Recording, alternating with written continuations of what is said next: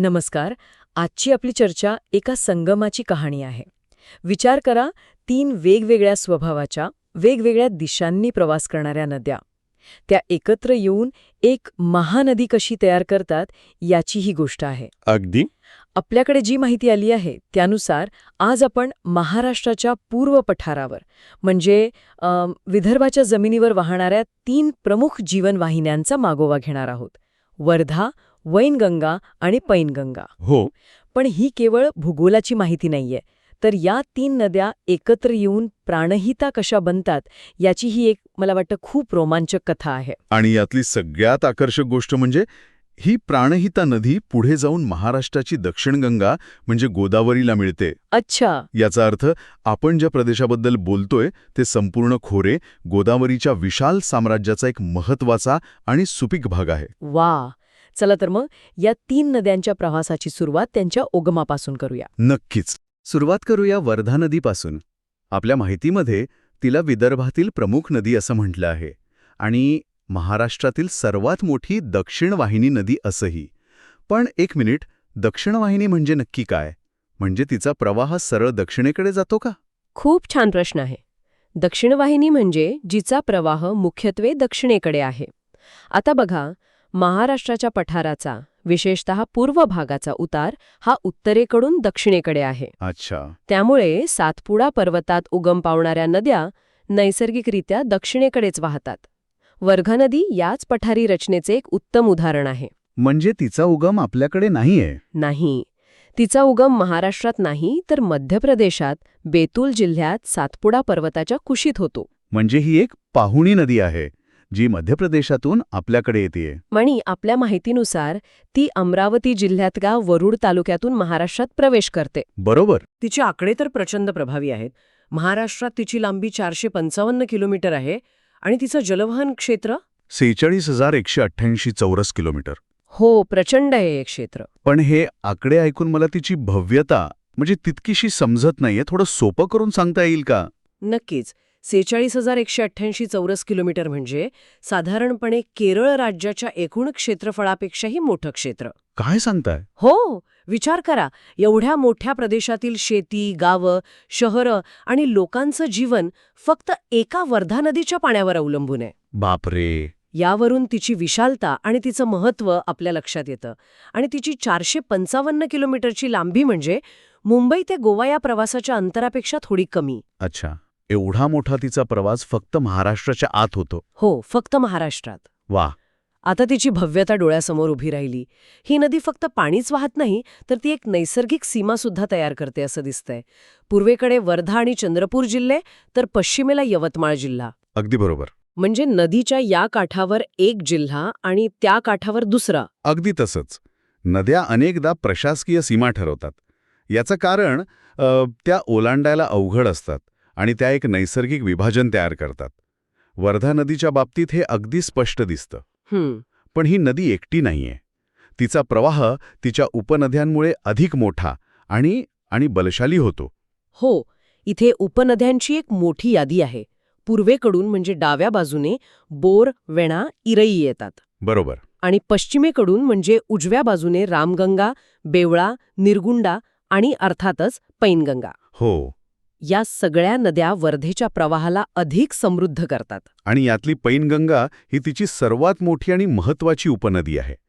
तिच्यामुळे वर्धा नदीचं पात्र आणि तिची ताकद अनेक पटींनी वाढते. अच्छा. आपण पैनगंगेबद्दल नंतर सविस्तर बोलूच, पण आता वर्धेच्या पूर्वेला विदर्भाला पाणी देणाऱ्या दुसऱ्या एका मोठ्या नदीकडे वळूया. तुम्ही वैनगंगेबद्दल बोलत आहात, बरोबर? अगदी. वर्धेने विदर्भाच्या पश्चिम भाग व्यापला, तर वैनगंगा पूर्वेकडील भागाची तहान भागवते. ही सुद्धा दक्षिण वाहिनीच आहे, पण वर्धेनंतर दुसऱ्या क्रमांकाची. हो. आणि वर्धेप्रमाणेच वैनगंगा सुद्धा आपली पाहुणी नदी आहे. अच्छा, ही सुद्धा? हो. तिचा उगम मध्य प्रदेशात, पण सातपुडा पर्वतरांगेच्या पूर्वेकडील मैकल डोंगर रांगांमध्ये होतो. तिथून ती दक्षिणेकडे प्रवास करत गोंदिया जिल्ह्यातल्या बिरसोला गावाजवळून महाराष्ट्राच्या सीमेवर प्रवेश करते. म्हणजे विदर्भात येणाऱ्या दोन्ही मोठ्या नद्या या मध्य प्रदेशातून येतात. हे खूप मनोरंजक आहे. आहेच. आपल्या राज्याच्या पूर्वेकडील भागाची पाण्याची गरज शेजारच्या राज्यातून पूर्ण होते. महाराष्ट्रात तिची लांबी 295 किलोमीटर आहे. वर्धेपेक्षा कमी. हो. वर्धेपेक्षा कमी असली तरी तिचं महत्त्व कमी नाही. तिचा प्रवास गोंदिया, भंडारा, नागपूर, चंद्रपूर आणि गडचिरोली या जिल्ह्यांच्या सीमेवरून होतो. आणि इथेही ती जिल्ह्याजिल्ह्यांमध्ये नैसर्गिक सीमा तयार करते. पण वैनगंगेची खरी ओळख तिच्या उपनद्यांमध्ये दडलेली आहे. हो, तिच्या उपनद्यांची नावं तर खूपच स्थानिक आणि वैशिष्ट्यपूर्ण वाटतात. पूर्वेकडून मिळणाऱ्या नद्या आहेत वाघ, पांगोली, गाढवी, खोब्रागडी. बरोबर. ही नावं ऐकूनच त्या प्रदेशाचा रांगडा आणि अस्सल स्वभाव डोळ्यासमोर येतो. हेच तर गंमत आहे. नद्यांची नावंसुद्धा तिथल्या संस्कृतीचं आणि इतिहासाचं प्रतिबिंब असतात. खरंय. आणि पश्चिमेकडून येऊन मिळणाऱ्या नद्यांमध्ये कन्हान, मूल, सूर, बावनथडी यांचा समावेश आहे. यातली कन्हान ही एक मोठी आणि महत्त्वाची उपनदी आहे, जी नागपूर शहराला पाणी पुरवते. अच्छा. त्यामुळे या दोन्ही नद्या, वर्धा आणि वैनगंगा, मध्य प्रदेशात उगम पावून विदर्भाला कशाप्रकारे समृद्ध करतात हे यातून स्पष्ट दिसतं. त्या केवळ पाणीच नाही तर सोबत गाळ आणि सुपीकताही घेऊन येतात. ज्यामुळे या भागात तांदळासारखी पिकं घेतली जातात. हो ना? अगदी बरोबर. ठीक आहे. तर आपण 2 पाहुण्या नद्यांबद्दल बोललो, ज्या उत्तरेकडून येऊन विदर्भाला आपलंसं करतात. पण आता तिसरी नदी, पैनगंगा. इथे काहीतरी वेगळं आहे. आपल्या माहितीनुसार ही विदर्भातील सर्वात लांब पण पूर्ववाहिनी नदी आहे. हे कसं शक्य आहे? हाच मुद्दा या संपूर्ण नदी प्रणालीला सर्वात जास्त गुंतागुंतीचा आणि मनोरंजक बनवतो. इथे एक मोठा फरक आहे. आतापर्यंत आपण ज्या 2 नद्यांबद्दल बोललो त्या दोन्ही मध्य प्रदेशातून महाराष्ट्रात येतात. बरोबर. पण पैनगंगा ही अस्सल घरची नदी आहे. म्हणजे तिचा जन्म महाराष्ट्रातच बुलढाणा आणि वाशिम जिल्ह्यांच्या सीमेवर असलेल्या अजिंठ्याच्या डोंगर रांगांमध्ये होतो. अच्छा, म्हणजे ही पूर्णपणे महाराष्ट्राच्या मातीतली नदी आहे. मग ती पूर्ववाहिनी का आहे? जर पठाराचा उतार दक्षिणेकडे आहे तर ही पूर्वेकडे का वाहते? याचं कारण आहे अजिंठ्याची डोंगर रांग. ओके. ही डोंगर रांग पश्चिमेकडून पूर्वेकडे पसरलेली आहे. पैनगंगा या डोंगर रांगेच्या दक्षिणेला उगम पावते आणि मग ती त्या डोंगर रांगेला समांतर पूर्वेकडे वाहू लागते. अरे वा. जणू काय ती त्या डोंगराच्या पायथ्याशी त्याला बिलगूनच प्रवास करते. हे तर खूपच सुंदर चित्र उभं राहतंय डोळ्यासमोर. आणि तिचा प्रवास तर विदर्भातील अनेक जिल्ह्यांना स्पर्श करतो. बुलढाणा, वाशिम, हिंगोली, यवतमाळ, नांदेड आणि चंद्रपूर. हो. एवढ्या जिल्ह्यांमधून तिचा प्रवास होतो म्हणजे तिचं महत्त्व किती असेल याची कल्पना येते. नक्कीच. पण तिच्या प्रवासात एक मोठा ट्विस्ट आहे. तो काय? ती पूर्वेकडे वाहत जाते पण कायमची नाही.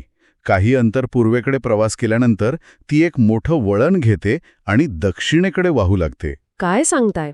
आणि शेवटी चंद्रपूर जिल्ह्यात घुग्घुसजवळ ती आपली मुख्य नदी म्हणजेच वर्धा नदीला जाऊन मिळते, उजव्या बाजूने. म्हणजे पूर्ववाहिनी असूनही तिचा प्रवास शेवटी दक्षिण वाहिनी वर्धा नदीतच विलीन होतो.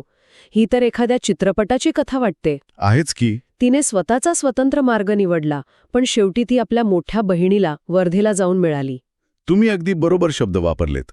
ही एक कथाच आहे. आणि तिच्या उपनद्या? हो, पैनगंगेला सुद्धा तिच्या स्वतःच्या उपनद्या आहेत. उत्तरेकडून अरुणावती, अडाण, विदर्भा, खुनी, वाघाडी यांसारख्या नद्या मिळतात. आणि दक्षिणेकडून? तर दक्षिणेकडून कयाधू नावाची एक महत्त्वाची नदी येऊन मिळते. या सगळ्यांना सोबत घेऊन पैनगंगा वर्धेत सामील होते. तर आज आपण 3 नद्यांचा स्वतंत्र प्रवास पाहिला. मध्य प्रदेशातून येणाऱ्या वर्धा आणि वैनगंगा आणि महाराष्ट्रातच जन्म घेऊन पूर्वेकडे वाहणारी आणि नंतर दक्षिणेला वळणारी पैनगंगा. हो. या तिन्ही नद्यांची पात्रं मिळून एक मोठं आणि गुंतागुंतीचं जाळं तयार होतं. आणि याच जाळ्याचा शेवटचा आणि सर्वात महत्त्वाचा टप्पा म्हणजे प्राणहिता नदीचा जन्म. अच्छा.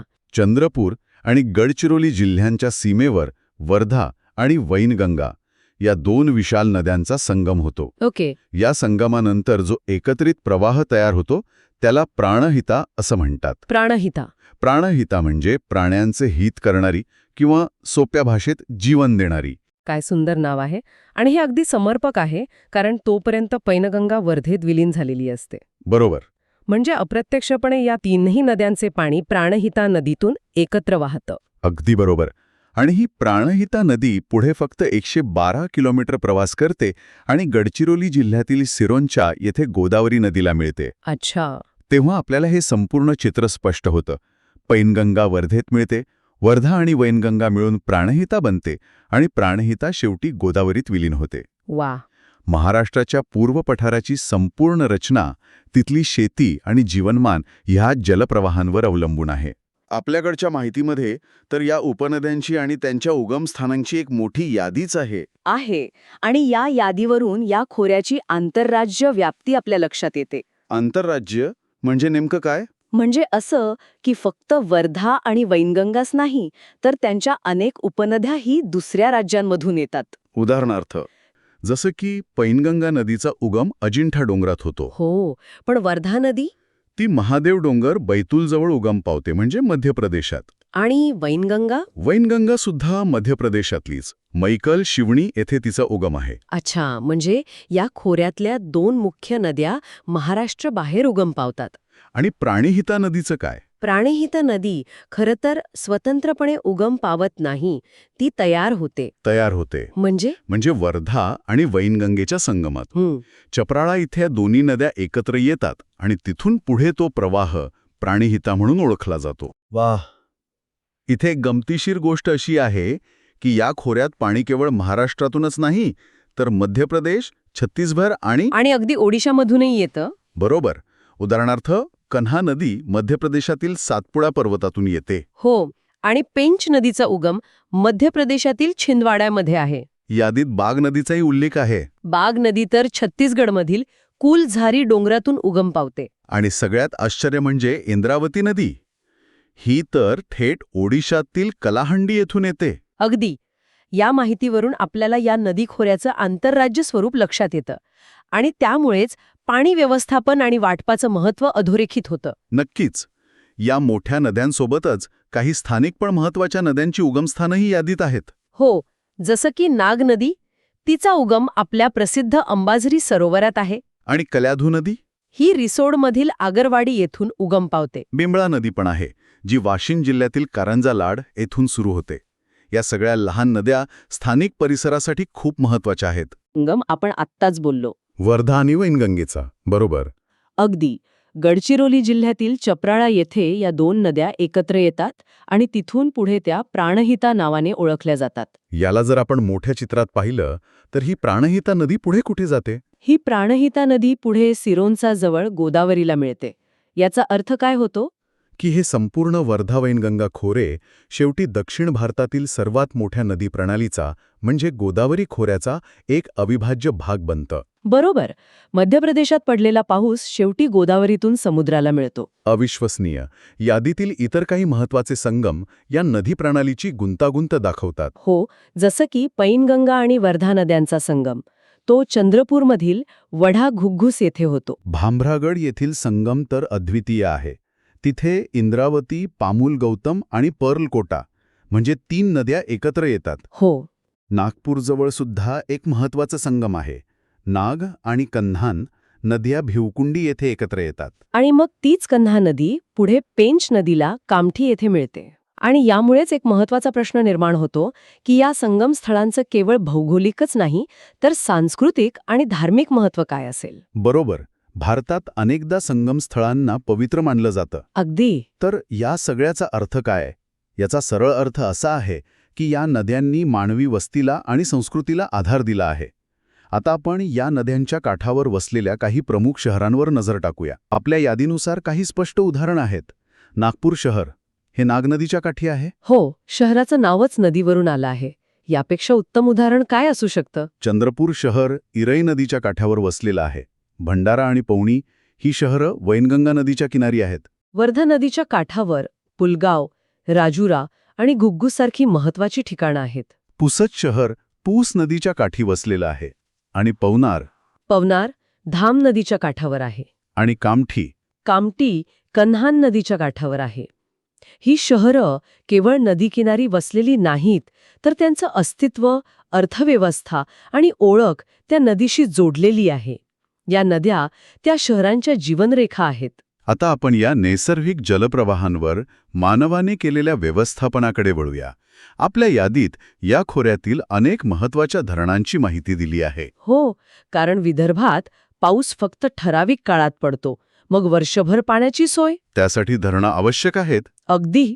काही मोठी आणि प्रसिद्ध धरणं आहेत, जसं की वैनगंगा नदीवरील भंडारा जिल्ह्यातील गोसीखुर्द धरण. हो, हा खूप मोठा प्रकल्प आहे. तसंच पैनगंगा नदीवरील यवतमाळ जिल्ह्यातील इसापूर धरण, आणि वर्धा नदीवरील अप्पर वर्धा धरण, पेंच नदीवरील नागपूर जिल्ह्यातील तोतलाडोह धरण. आणि वर्धा जिल्ह्यातील बोर नदीवरील बोर धरण. ही धरणं का महत्वाची आहेत?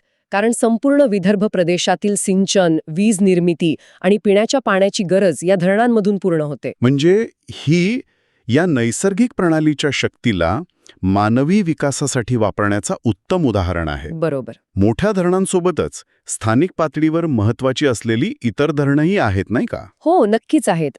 जसं की यवतमाळमधील पूस नदीवरील पूसवनवाली आणि खुनी नदीवरील साईखेड धरण, वाशिममधील अडाण नदीवरील अडाण धरण. आणि गोंदियातील गाढवी नदीवरील इटियाडोह धरण. ही लहान धरणं स्थानिक शेतकऱ्यांसाठी खूप मोलाची आहेत. तर आज आपण वर्धा वैनगंगा नदी खोऱ्याचा एक विस्तृत प्रवास केला. आपण या नद्यांची विविध राज्यांतील उगमस्थानं पाहिली, त्यांचे संगम अनुभवले त्यांनी पोचलेली शहरं बघितली. आणि त्यांच्या प्रवाहावर नियंत्रण ठेवणारी धरणंही समजून घेतली. खरंच या सर्व माहितीला एकत्र जोडल्यावर आपल्यासमोर या प्रदेशाचा एक जिवंत जल नकाशा तयार होतो. ही एक अत्यंत गुंतागुंतीची आणि एकमेकांशी जोडलेली प्रणाली आहे. हो, जिथे मेकल पर्वतरांगेत पडलेल्या पावसाचा परिणाम शेकडो किलोमीटर दूर गोदावरीच्या संगमापर्यंत दिसू शकतो. अगदी. हे या प्रदेशाचे अतूट भौगोलिक आणि पर्यावरणीय नाते दर्शवते.